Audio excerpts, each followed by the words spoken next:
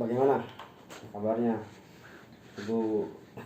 Masya Allah, alhamdulillah. Ya bu. Tambah adem. Oh, tambah adem Pak. Mungkin beli AC jenengan lah. Nah, itu Gimana?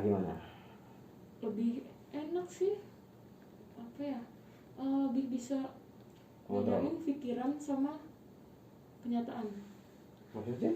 Kalau itu pikiran misalnya sama suami gitu atau sama orang tuh pikiran jelek, itu kan kayak kita ngebayangin, oh suamiku gini. Misalnya ada satu kesalahan suami gitu, nah dari kesalahan itu nanti diingat-ingat terus, nah itu oh nanti kalau gini suamiku gini lagi kan. Jadi dari pikiran itu timbul perasaan gak nyaman sendiri kan. Nah kalau sekarang itu misalnya mikirin gitu, apaan sih mikir-mikir jelek, udah tetap hilang gitu. Terus kalau ngomong sih saya ngerasa, misal kalau bercanda atau ngobrol sama suami, meskipun itu cuma bercandaan gitu, tapi kalau suara saya udah agak tinggi itu rasanya tek gitu di hati. Waduh, ini tadi kayak orang ngomel gak sih? Sering kayak gitu sekarang. Artinya kan sudah bisa ngontrol. Alhamdulillah. Udah bisa toh. Insya Allah. Dan itu proses pastinya. Dan sama orang sekitar sih. Mungkin suami saya ngerasa ya. Kalau dulu saya sama orang tuh nggak terlalu ramah. Kecuali saya udah kenal banget. Tapi kan sekarang tuh udah ringan aja. Nggak terlalu yang gimana. Nggak terlalu ramah. Terus kayak orang bingung. Duduk iya. Duduk sini, duduk situ. Kayak nggak bisa anteng gitu kok. Itu kapan? Sekarang? Dulunya. Sekarang udah bisa komunikasi sudah. Iya. Udah bisa membaur. Ya. Sebenarnya saya untuk ke orang lain itu gampang membaur. Cuma sama orang tertentu misal nih yang baik-baik ya katakanlah. Misal teman suami, kalau keluarga suami yang saya belum kenal, itu bahkan nggak terlalu. Atau mungkin kerasa ini orang ini begini, orang begini. Nah itulah. Atau terutama teman ya. Itu kalau sekarang tuh ya udah. Dan suami pun juga, masya Allah, itu banyak banget perubahannya. Jadinya apa yang saya inginkan dari dia tuh dia kasih gitu. Karena sayanya juga udah seperti sekarang. Jadi take and give, jadi sama-sama ngademin. Alhamdulillah. Gitu. Udah nggak kayak singa lagi. Bahkan sekarang kalau dulu saya ngomong tuh ya, menurut saya itu tuh ringan aja kayak gini, kamu tuh kayak gini. Tapi yang keluar tuh kamu tuh jadi. Tapi giliran saya, padahal ya nggak mentak, nada saya itu emang tinggi gitu. Kamu kok kasar sih? Bu, masa aku kasar sih? Ya, dulu kamu kayak gimana gitu tambah. Padahal nggak, sebenarnya saya nggak marah, cuman emang kadang nada saya itu emang tinggi. Ya nanti kan di situ kan saling melengkapi pastinya. Lebih enak aja, lebih enteng aja, nggak terlalu banyak pikiran, nggak mikir, bener-bener sekarang tuh nggak mikir. Nanti paling mikirnya ini jam berapa nih, ntar lagi sholat zuhur, oh iya ntar lagi gitu. Dan suami saya juga lebih banyak di rumah juga kan sekarang, kerjaannya dia lebih syahdu lah intinya. Masya Allah, syahdu ya. Kemarin apa yang sudah saya sampaikan ibunya? Maksudnya yang harus dilakukan apa aja? Al-Baqarah 1 putaran setiap hari. Iya, sudah jalan tuh? Alhamdulillah setiap hari. Sama minum madu rehab. Konsumsi madu rehab sudah? Oh, alhamdulillah. Nah itu tapi kalau udah habis minum madu rehab udah lemas, melayang-layang. Ada satu hari yang pagi-pagi saya minum madu rehab, itu saya hampir kayak nggak bisa ngontrol diri. Nggak bisa ngontrol diri maksudnya? Kayak apa ya? Kayak marah, kayak gelisah, itu tanpa sebab. Tapi saya masih bisa ngontrol sih, cuman ada perasaan itu tiba-tiba. Jadi ada dorongan itu muncul, Bun? Iya. Sifat itu muncul? Iya. Dan ya, sifat buruknya muncul? Enggak. Atau gimana? Apa ya? Namanya itu muncul tapi jadi nggak bisa ngontrol. Kayak ada orang lain gitu loh. Ada orang lain. Dan menurut saya ini kayak gerakannya tuh kayak saya pas mau gitu loh. Ya, itu yang lirik ke saya dulu. Saya ngomong bahasa Kalimantan. Mungkin itu saya sampai ini. Saya nafas. Sampai baca pun nggak kuat, ini nggak bisa ini. sama saya udah jangan dipaksa, mau tidur dulu katanya. Iya. Saya nggak bisa nih, saya kalau ngelawan susah ini, saya bilang itu nggak kuat. Itu artinya apa ya, kena kepada yang di dalam jenengan gitu. Jadi kan seperti itu herbal ruqyah itu kan. Kalau Madura itu kan memang udah racikan kan, itu insya Allah itu udah bagus secara komposisi dan banyak juga testimoni. Itu artinya ketika itu diminum, ketika Madura itu dikonsumsi oleh jenengan dan itu masuk ke dalam lambung dan di sama lambung diedarkan seluruh tubuh, maka disitulah mereka nggak bisa berkutik, pasti kena. Soalnya dia ada di aliran darah. Iya betul, pasti itu kena gitu, pasti itu. Jadi kalau ruqyah ya, berarti kalau jenengan begini kan terus di ruqyah itu bisa jadi mereka masih bisa bersembunyi, masih bisa bersembunyi karena mungkin dia memakai keburukan jenengan dan dia di balik keburukan itu dan masih bersembunyi. Jadi Al-Quran yang dibacakan tuh kena, cuma nggak bisa ngantem total gitu. Tapi kalau herbal beda. Kalau herbal itu pasti kena. Ya udah, saya kan kalau kesini kan minum kan, aduh udah ini udah gini-gini aja rasanya. Kalau sama saya udah jangan dipikirin katanya. Ini bukan saya mikirin, tapi udah gini reaksinya, saya gimana? Dan itu akan melemahkan mereka, Bu. Itu bagaikan kalau kita umpamakan itu adalah racun bagi mereka, itu akan melemahkan mereka. Seperti itu. Dan ketika konsumsi madu reha, lalu jenengan masih ada respon yang begitu, artinya mereka masih ada. Nyerangnya sekarang kalau pas Al-Baqarah. Udah tuh. Sampai tadi malam suami saya kan futsal, saya sendirian ya. Saya mau nih, sampai saya paksain, ini nggak bisa. Ini itu tuh huruf jim, bacanya jauh. Misal jim dibaca la masih ya, itu sa bacanya. Nggak bisa. Sampai gini. Nih ya, saya sampai ke orang aneh ngomong. Iya, saya ini berdiri sama Allah, kalian tuh pasti kalah, saya bilang. Udah itu dari yang awal itu moodnya tuh kayak semangat banget gitu, kayak kan setiap hari kan udah dibaca jadi kayak kebiasaan. Sampai berapa itu dalam hati misalkan, aduh capek banget sih Allah, bosan gitu. Saya bilang astagfirullahaladzim, kok gini banget ya. Udah itu di Al-Baqarah sih badannya lebih banyak. Itu hal yang wajar. Karena mereka tahu ketika dengan kontinu Al-Baqarah saja, itu mereka juga akan akan kena kepada mereka. Dan dia tahu, oh ini kalau terus baca ini, terus istiqomah saya hancur. Dia tahu, pasti dia akan nyerang bagaimana jangan tidak membaca Al-Baqarah. Dan sekarang udah muncul seperti itu. Ini godaannya. Ya toh? Udah muncul. Terus apa yang harus saya lakukan kan gitu kan? Ya istiqomah terus, hantam terus. Bahkan itu udah berapa hari? 7 ya, seminggu ya. Nanti stepnya sampai minimal itu 40 hari di situ. Karena 41 itu ada step lagi namanya Az-Zahrawan. Oh jadi yang satu putarannya tiap hari sampai 40 hari. Program ya, ini program kita. Program untuk terapinya ini. Dan itu mandiri namanya. Nanti jenengan bisa lakukan itu terus istiqomah. Ini keberapa nih di sini? Ketiga sekarang. Iya. Oke. Ini ketiga. Terus untuk keempat jenengan bisa nanti, saya nunggu 40 hari aja sampai Al-Baqarah tuntas baru kesini lagi, boleh. Enggak masalah. Jadi enggak harus dengan tiap pekan kesini, enggak. Tapi kalau memang perlu, boleh juga gitu loh. Tapi kalau memang saya mau ngantem sampai saya bisa 40 hari dulu Ustaz pilihannya. Oke, enggak masalah.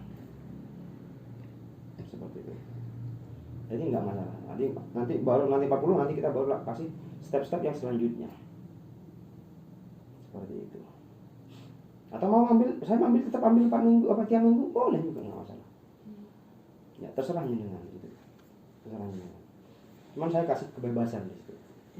Keringanan gitu. Baiknya gimana? Kalau baiknya terus dihantam gitu. Dihantam, tiap pekan dihantam saya. Jangan Al-Baqarah seminggu jalan kita hantam lagi, seminggu jalan hantam lagi sampai ambil 40 terus hantam. Baiknya begitu. Herbalnya juga terus jalan.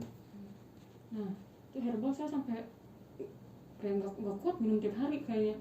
Soalnya efeknya tuh bahasa Jawa ngelayang terus gitu. Jadi kadang ngeliat sana tuh udah gini-gini aja. Ya. Tuh, Jadi kalau jenengan duduk gitu kan, jenengan mau konsumsi, jenengan ambil posisi yang baik, yuk. Mungkin sambil duduk dulu, nanti kiblat, nanti iya, ketika itu langsung nanti ruqyah mandiri aja. Atau nanti ketika konsumsi langsung baca Al-Baqarah atau gimana. hantam terus itu sampai mereka tuh lepas, sampai mereka tuh keluar dari diri kita. Dan itu butuh proses, Bu. Dan kalau untuk haid gimana Ustaz ketika haid? Ketika haid jangan pakai HP. Untuk haid. Pakai HP, jangan pakai mushaf. Karena kan ketika haid ada larangannya. Haid itu kan nggak boleh 4 ya. Sholat, puasa, terus berhubungan biologis. Mohon maaf lewat kemaluan. Tapi kalau jangan cuma pemanasan, masalah-masalah nggak masalah, jumbo-jumbo nggak masalah. Kalau itu memasukkan nggak boleh. Terus yang keempat adalah baca Al-Quran pakai mushaf. Itu larangannya. Selain itu boleh pakai HP, boleh. Niatkan untuk pengobatan, bukan niatkan untuk mengajak, niatkan untuk terapi. Seperti itu. Pakai HP doang, jangan pakai mushaf. Itu boleh. Menjaga wudhu boleh, nggak ada larangan di situ. Mandi keramas boleh. Kan ada yang berpikir, ketika saya sudah ojo atus ini, wah juga. Amawi kata zaman dulu, saya mau tiap hari aja. Rambutnya, nggak keramas, rambutnya panjang. Aduh, amburadul. Enggak gampang. Nanti larangan cuma 4 doang. Wudhu boleh dijaga ya? Boleh. Keliru ketika orang menstruasi nggak ngapa-ngapain. Soalnya pernah baca adalah salah satu ceramah ada di postingan gitu, katanya kalau orang haid tidak boleh menjaga wudhu. Jadi saya bingung. Larangannya 4.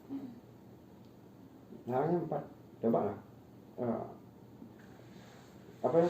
Jenengan makanya kita butuh referensi yang jelas. Kalau saya sih biasanya kan kalau udah nggak ngerti sudah Google aja, YouTube itu udah bisa dijelaskan. Contoh Halid Basalamah ya. Nah, itu kalau menurut saya itu rekomendasi yang bagus ini. Coba dengan larangan menstruasi Halid Basalamah, ketik di situ. Itu nanti bisa dijelaskan di situ. Jadi larangan 4 doang. Selain itu boleh lakuin. Jaga wudhu, dengan beristighfar, nggak masalah. Yang nggak boleh 4 tadi.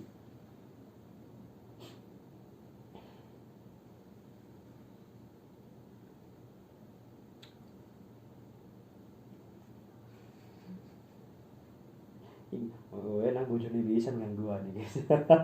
Terus ngangop Kayak gitu bisa nggak sih Ustaz? Misalnya kan ada di saya, tapi malah ngomongnya ke suami saya. Bisa. Jenengan sudah bisa ngontrol. Kan ini kan jenengan proses terapi nih. Gitu. Jenengan sudah proses terapi. Otomatis kan ketika pengaruh mereka udah nggak bisa ke jenengan, dia mengambil di sekitar. Contoh suaminya. Suaminya sekarang yang mulai marah-marah. Contoh.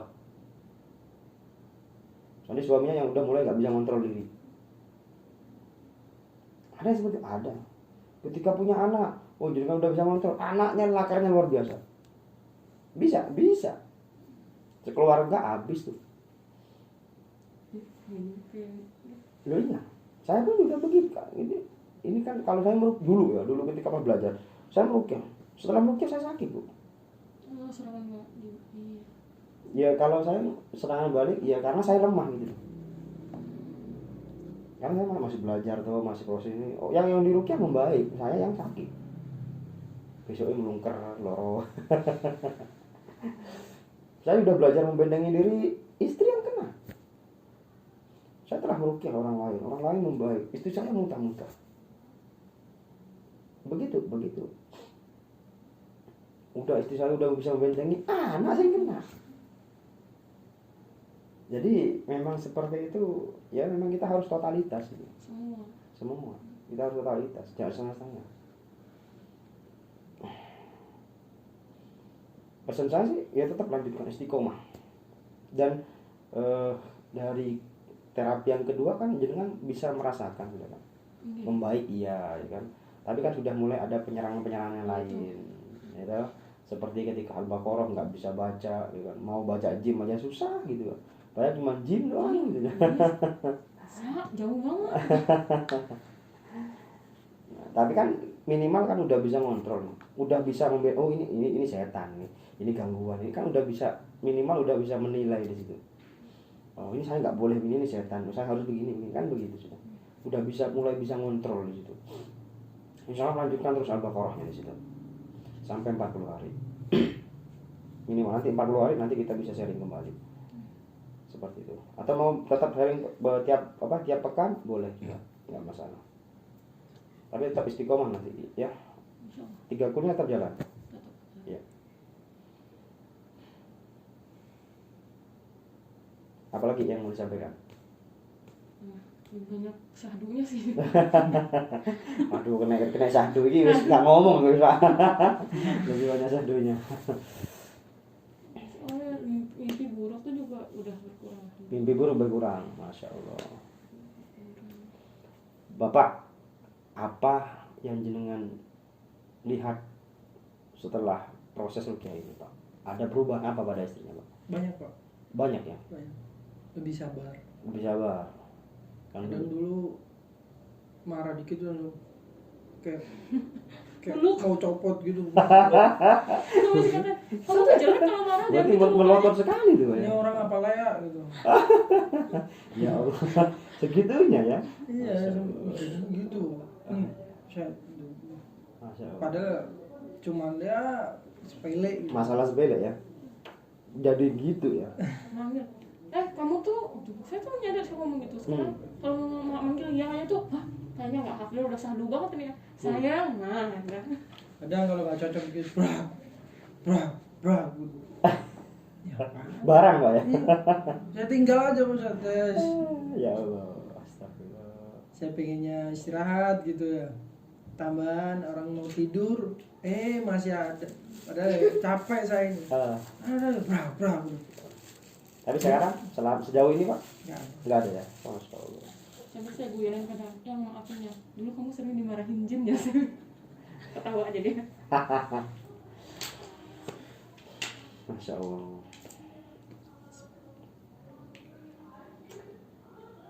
Kan pesan saya tetap istiqomah. Ya, tetap istiqomah. Karena ini apakah selesai? Belum. Jangan baru 3 nih, belum. Tetap istiqomah. Karena kalau jangan nggak istiqomah nanti jenengan kalah dan dia menguasai lagi dan akan terjadi lagi yang seperti sebelumnya. Saling melengkapi, saling menasihati, nanti saling mengingatkan, tetap nanti ya jalin hubungan yang baik. Terus belajar terus apa yang bisa dipelajari mengenai rumah tangga ya. Rumah tangga udah kelar semua, belajar agama yang lain, pemahaman yang lain seperti itu. Insya Allah moga-moga nanti bisa istiqomah dan bisa lepas dari belenggu-belenggu setan tersebut. Dan ini kalau untuk suami, amalan yang ini apa ya Pak untuk membentengi diri gitu? Ya sama ya, yang jenengan lakukan menjalankan suami boleh. Jangan rumah rukyah 30, kan jangan Al-Baqarah suami juga lakuin boleh, nggak masalah. Kadang saya pernah kayak tahu langsung berat kayak orang diginiin banget gitu. Ya, Tapi saya langsung kontrol gitu loh. Ya apaan sih? Terus saya baca itu terus yes. Ya, artinya ya nggak tahu juga sih ya, apakah itu memang ada gangguan dari apa ibunya jenengan nggak tahu atau memang ada gangguan eksternal yang lain kita nggak tahu. Ya untuk bentengnya ya tadi itu. Oh, dikir pagi petang, saya udah sama kan? Oh, saya alhamdulillah rutin. Ya, dikir pagi petang itu jalanin, dikir pagi petang terus terapi 3 kur itu simpel sederhana itu. Bisa nanti juga mandi air rukyah, tetap air itu kan kita Al-Baqarah tiap hari itu. Ya. Sediain air kan. Airnya itu ambil bagi sebagian gitu untuk campurin air ember untuk buat mandi. Itu bagus juga itu. Mandinya itu udah saya kasih tahu nggak? Mandi yang bagus sebelum subuh dan sebelum asar. Udah saya kasih tahu belum? Mandi yang bagus adalah sebelum subuh. Itu biasanya ya, kalau memang kita ada gangguan, kita mandi dengan total dari ujung kepala sampai kaki itu bisa muntah-muntah di kamar mandi. Betul itu. Kita alirkan mandi dari kepala, kan niatkan untuk mandi air rukyah, niatkan untuk rukyah mandi itu bisa muntah-muntah di toilet itu. Pernah begitu belum? Belum. Oh, bisa coba itu. Nggak digituin nanti sudah. Habis mandi, kalau orang habis makan baru sendawa. Saya habis mandi, sampai entar. Nggak apa-apa kok. Artinya apa? Artinya ada keburukan yang keluar di situ. Itu kan cirinya. Habis mandi atau habis sholat kita sendawa, nggak masalah. Artinya kebaikan yang jenengan lakukan itu akan mengeluarkan keburukan itu. Salah satunya adalah sendawa.